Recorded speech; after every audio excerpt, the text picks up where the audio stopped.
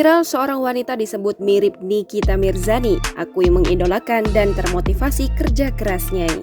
Seorang perempuan yang mengaku disebut mirip artis Nikita Mirzani viral di media sosial. Hal tersebut diketahui dari unggahan akun TikTok @oktasun10 pada Rabu 30 Desember 2020. Ia menyebut banyak orang yang mengatakan dirinya mirip dengan Nikita Mirzani.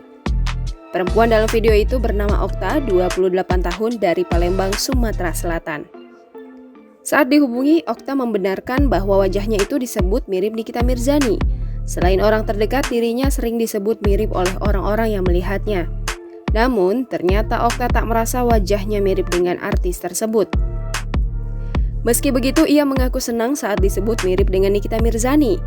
Sementara itu, Okta mengaku sering dikomentari oleh warganet soal kemiripan tersebut. Perempuan tersebut berujar dia sebelumnya sudah mengidolakan sosok Nikita Mirzani. Menurutnya, Nikita Mirzani mampu mengurus anak-anaknya meski sibuk sebagai artis, sehingga Okta merasa termotivasi dengan kerja keras yang dilakukan Nikita Mirzani.